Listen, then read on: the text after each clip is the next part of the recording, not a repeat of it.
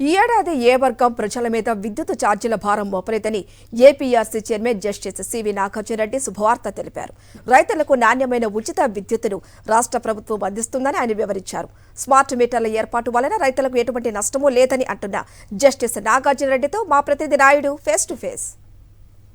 విశాఖ వేదికగా విద్యుత్ ఛార్జీలపై ఏపీఈఆర్సీ ప్రజాభిప్రాయ సేకరణ జరిపింది. జస్టిస్ సివి నాగార్జున ఆధ్వర్యంలో ఈ ప్రజాభిప్రాయ సేకరణ నిర్వహించడం జరిగింది. అయితే ఎటువంటి సూచనలు సలహాలు వచ్చాయి అనే విషయాలు మనతో మాట్లాడడానికి పీఆర్సీ చైర్మన్ నాగార్జున రెడ్డి గారు.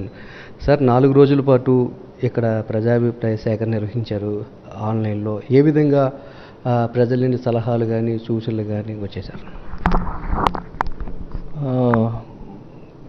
మొదటి 3 రోజులు ఈ 3 డిస్కామ్ల పరిధిలో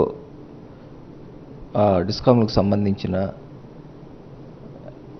అగ్రిగేట్ రెవెన్యూ రిక్వైర్మెంట్ అంటే ప్రతి సంవత్సరానికి కావాల్సిన వారి ఆదాయ అవసరాల నివేదిక, అట్లాగే ఇవే డిస్కామ్స్ 3 ఒక నెక్స్ట్ కంట్రోల్ పీరియడ్ అంటే మల్టీ ఇయర్ టారిఫ్ అని 5 సంవత్సరాలకు సంబంధించి 24-25 నుండి 29-30 సంవత్సరం వరకు డిస్ట్రిబ్యూషన్ టారిఫ్ అంటే పంపిణీ టారిఫ్ సంబంధించి ప్రతిపాదనలు వారు వేయడం జరిగింది. అట్లాగే ఏపీ ట్రాన్స్కో కూడా మల్టీ ఇయర్ టారిఫ్ 24-25 నుండి 29-30 సంవత్సరాలకు గాను వారి ట్రాన్స్మిషన్ టారిఫ్ ప్రతిపాదనలు వేయడం జరిగింది. సోమవారం నుండి బుధవారం వరకు ఈ ప్రతిపాదనల మీద బహిరంగ విచారణ చేపట్టడం జరిగింది. భవిష్యత్తులో కూడా భరించే ఉద్దేశంతో సెకీ నుండి solar energy corporation of India నుండి 7,000 మెగావాట్లు ప్రభుత్వం మొదటిసారిగా ఒక fuel FSA agreement, fuel supply అగ్రిమెంట్లో ప్రభుత్వం కూడా ఒక భాగస్వామిగా, ఒక పార్టీగా చేరి వారితో అగ్రిమెంట్ కావడం జరిగింది. ఆ అగ్రిమెంట్ ప్రకారము ₹2.49 విద్యుత్తు కొనుగోలు ధర నిర్ణయించుకొని ఈ సంవత్సరం 24 అక్టోబర్ నుండి మొదటి దఫా 2,000 మెగావాట్లు మనకు వచ్చేదానికి అవకాశం ఉంది. స్మార్ట్ మీటర్స్కి సంబంధించి ప్రతిపక్ష పార్టీలు ప్రజల్లో కొన్ని అపోహలు సృష్టిస్తున్నాయి, గందరగోళం కలిగిస్తున్నాయి. వాటి వల్ల ఏమైనా నష్టం ఉందంటారా సార్? నా ఉద్దేశంలో ఎటువంటి నష్టం లేదు.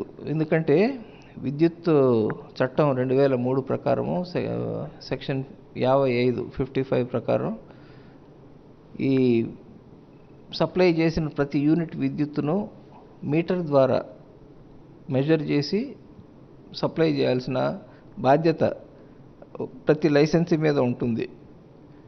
అయితే ఎటువంటి మీటర్లు పెట్టాలి అనే విషయంలో సెంట్రల్ ఎలక్ట్రిసిటీ అథారిటీది వారికి అధికారం ఉంది. ఒక రెగ్యులేషన్ ద్వారా వారు దాన్ని సూచిస్తే అవి తప్పకుండా లైసెన్సెస్ పాటించాల్సిన అవసరం ఉంది. 24/7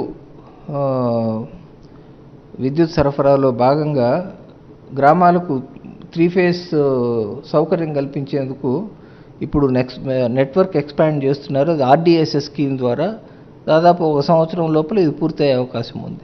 ఆ కాల పరిమితి లోపల ఆ సేవ అందించకపోతే ఆటోమేటిక్గా పరిహారం చెల్లించే రకంగా రూపొందించిన ఈ నిబంధన ప్రకారము, సవరించిన నిబంధన ప్రకారము 2021-22 సంవత్సరానికి ఒక 15,000 మంది వినియోగదారులకు 50 లక్షల రూపాయలు డిస్కౌంట్స్ చెల్లించడం జరిగింది పరిహారంగా.